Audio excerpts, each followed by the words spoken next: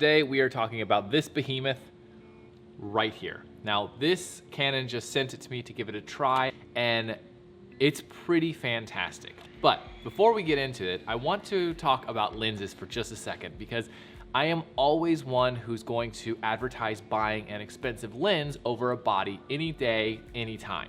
And that's because I started photography about 8 years ago, a little over that. And I have used the EF 2470 Mark II since that time. This has gone through 4 different cameras: the Canon 7D, the Canon 6D Mark II, the R5, and the R6 Mark II. And I have had this one lens for the entire time. So it took me a while to actually grab another lens in this range. I mean, I have the 7200, I have the 1535. We're just specifically talking about the range of 24 to 70, 28 to 70 as regards to this other lens here. So let's get into the full review of this. Now, before we get into this video, I'm gonna make this really, really simple for you. If you're looking for a very good lens, really high quality, that's gonna last you a long time and gives you amazing images, just go ahead and buy this lens. If money is no object, just buy it. You don't need to watch the rest of this video. That's it, move on, click purchase. I'll link it in the description, go get it.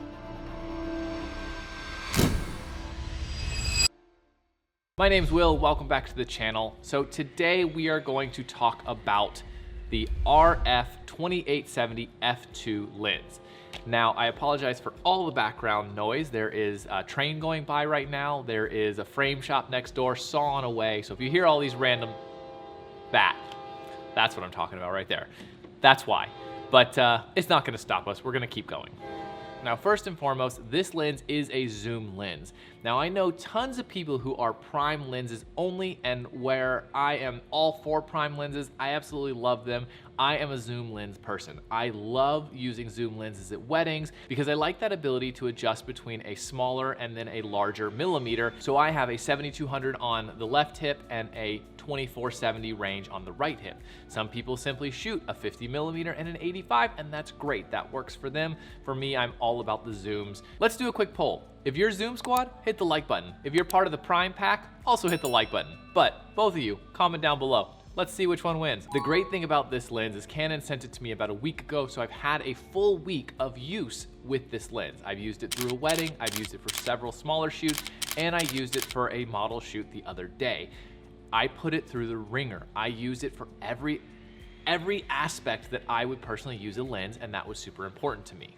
Now, the first thing, and I'm sure everyone is talking about this because it is the main reason why I didn't get this lens in the first place, is because it's heavy.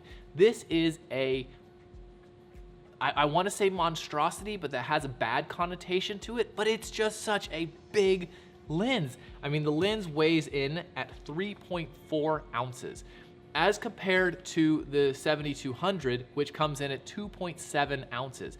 That means it is substantially heavier, almost a whole pound heavier than the 7200, which is insane. My original EF 2470 comes in at 2.2 pounds, which is including the RF EF adapter, and that's over a pound heavier, which is quite spectacular. So that might not work for you, and that is kind of a benefit of using the primes because they are much lighter. However, it does work. I used it the other day. I had a 7200 on the left and this 2870 on the right, and it was amazing. But honestly, I still enjoyed it, and I didn't particularly notice the major difference. I guess I just kind of got used to it.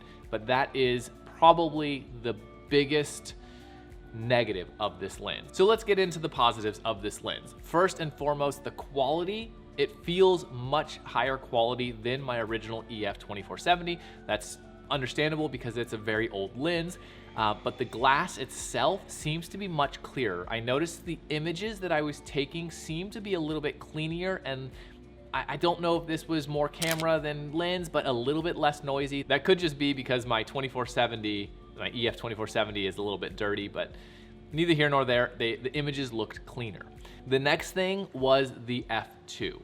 Having the ability to range between 28 and 70 and use an f2 made a world of a difference, especially in low light.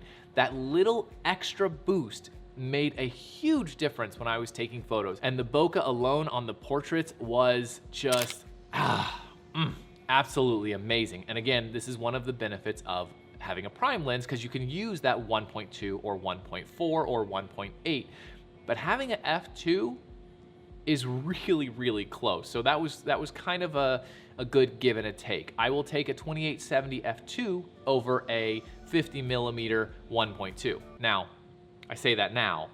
Someone's gonna challenge me, I'm gonna test it out and completely go back on my word here, but I stand by what I said for now. Now, the other thing that I didn't particularly like, but again, makes sense being that it's an f2, is for ND filters. My ND filter, my 82 measurement ND filter, works on my EF 2470 and my RF 1535. It's the same diameter for the lens, so this is interchangeable. Now, with the f2, the new 2870 f2, they have upped it to a 95. Now again, that does make sense simply because the f2 requires a little bit bigger for the smaller f-stop. However, it is kind of a pain because now I have to buy another ND filter, and these things aren't really cheap if you get the really good ones.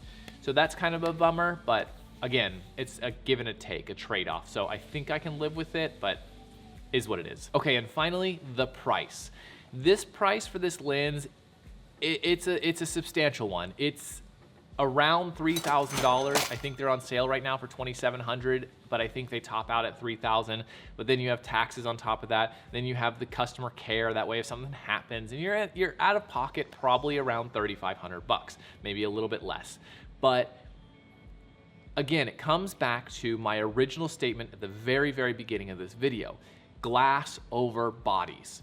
If you can save up for a really, really good lens, it will last you a lot longer than a body will. You'll always upgrade bodies, but lenses, the glass, the mechanics, all of it are very, very high quality. They will last through time.